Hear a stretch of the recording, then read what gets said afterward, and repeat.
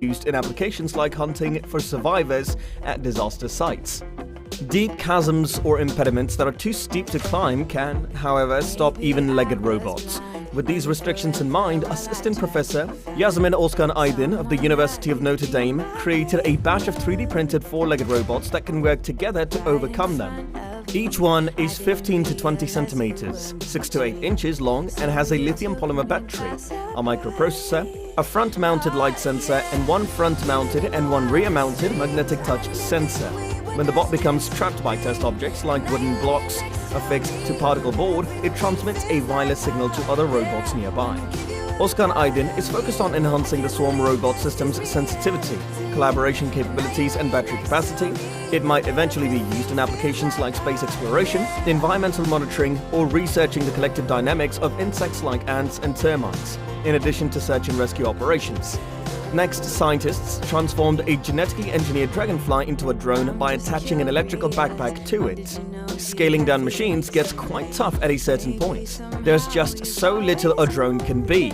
Draper scientists have devised a solution: create a drone out of a dragonfly. The nerve terminals of a dragonfly's spinal cord were genetically changed by researchers at the Howard Hughes Medical Institute, HHMI. Draper's team then connected a backpack that is powered by a small solar panel and can control the dragonfly remotely using light flashes. It enables them to direct the insect where they want it to go. Is the experiment in any way harmful to dragonflies? Entomologists think that insects do not experience pain in the same way that humans do.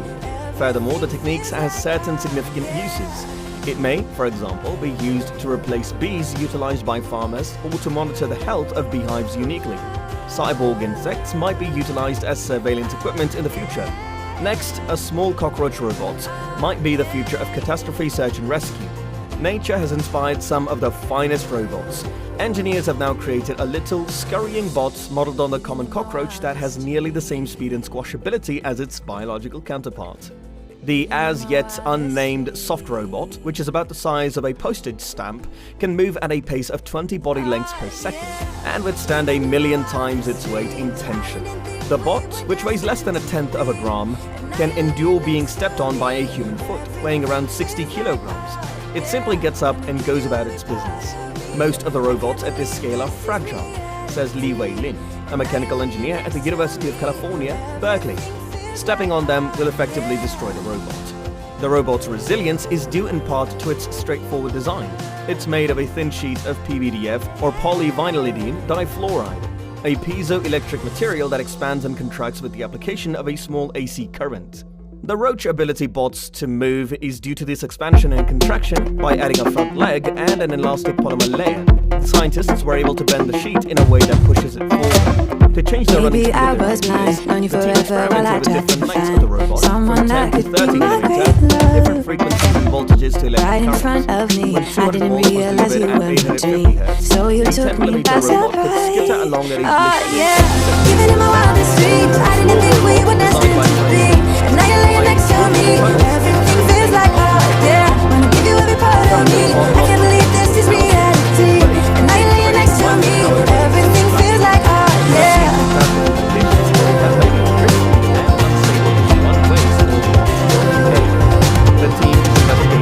I'm just curious.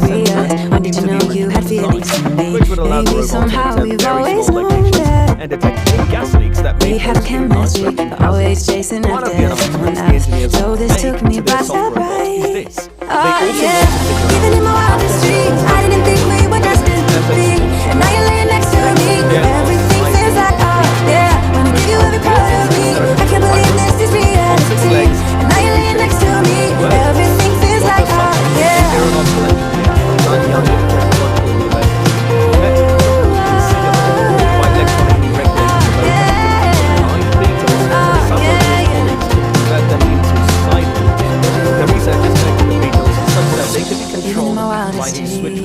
After studying their muscle architecture, Even in my neurological wildest networks, and leg control, the researchers were able to modify different walking yeah. Even in my wildest dreams, I didn't think we were destined to be.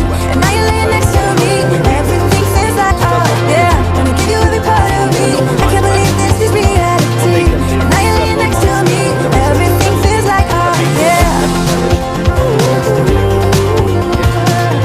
While this technology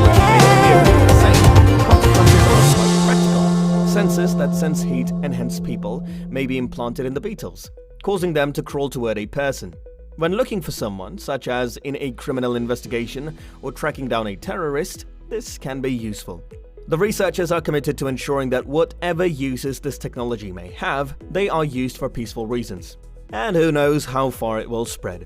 With so much success in influencing the motor processes of organisms as little as beetles, it may be applied to larger animals. Next, there's the robo-replica dragonfly. The dragonfly flaps its wings faster than insects. No matter how amazing our human designs are, evolution has a 4 billion year head start. So plagiarizing Mother Nature's homework idea. Engineers at the University of Bristol have done exactly that, and even better, by creating a small flying robot with a unique electrostatic zipping mechanism that flaps its wings more effectively than an insect. Drones inspired by birds and insects, such as Harvard's Robo-Bee and the Delphi Nimble, have been flying around for years. While they may do some impressive aerial movements, they normally rely on complicated transmission systems, such as gears and motors to fly. The new drone from the Bristol team employs a liquefied amplified zipping actuator, LAZA, an artificial muscle technology that requires no transmission. Each of the dragonfly-sized drone's wings consists of an electrode protruding from the base between two smaller electrodes. A strong voltage is provided in an alternating sequence across each of the base electrodes, attracting the wing electrode to each one in turn. If you do it quickly enough, a flapping motion is created, which is magnified by a liquid dielectric between the electrodes.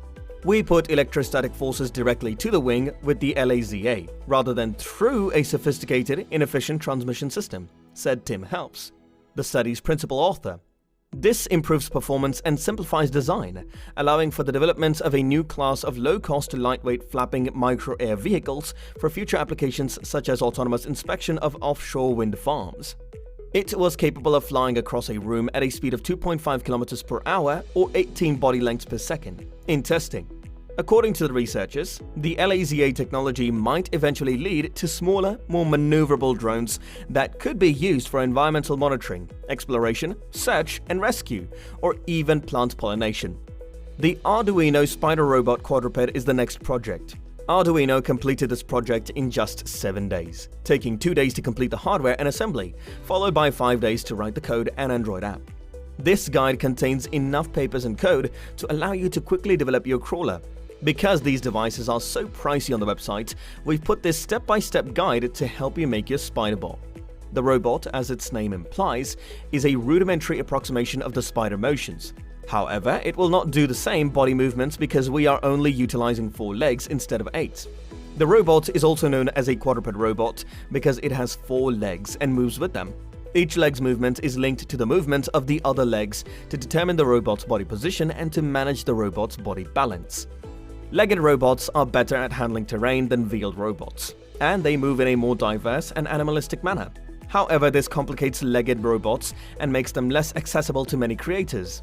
Also because it is reliant on servo motors or stepper motors, both of which are more expensive than DC motors that might be used in wheeled robots. The manufacturing cost and high defenses that a manufacturer should invest to produce a full-body quadruped. Because 4 legs allow for passive stability or the capacity to stay upright without actively shifting posture, quadrupeds are abundant in nature. Robots are no exception. A 4-legged robot is less expensive and easier to build than one with more legs. Yet, it can still maintain stability. A servo motor is used here, although the word servo motor is typically used to refer to a motor appropriate for use in a closed-loop control system. It is not a specific type of motor. In most cases, the output high voltage is between 2.5 and 10 volts, with 3 volts typical. Low voltage output spans from -40 millivolts to 0 volts. You can control the entire system using an Arduino Nano, and I've built the robot spider form to make this project even better. The Android app allows you to connect to your robot through Bluetooth and make forward and backward moves I created in the main code. The next robot is Scorpion. The Scorpion robot's walking gaits are based on studies into the movement patterns of genuine scorpions. With a GUI and optional voice control, the Scorpion may be controlled straightforwardly. Developed as an amphibious variant. At NASA's Ames Research Center, a duplicate of the Scorpion is being used to assess the benefits of legged systems for interplanetary missions. Finally, there's the robotic butterfly, Festo. a German business invented E-Motion butterflies, a robotic butterfly. The drone is the term for such a robot, and this butterfly is essentially a drone. E-Motion butterflies, on the other hand, is inspired by nature. Unlike the gadget with 4 propellers, the ability to fly is achieved by moving the wings like that of a real insect. That is very unique. Festo uses such capabilities to illustrate not only the potential of a coordinated robot to multi-fly, but also the capability of downsizing and lightweight construction. Infrared cameras, the body and each wing are equipped with 2 small servo motors. A microprocessor, an inertial sensor like a gyro, accelerometer and compass, and 2 radio modules make up the electronics. The flight time is around 3 to 4 minutes. With this being said, today's episode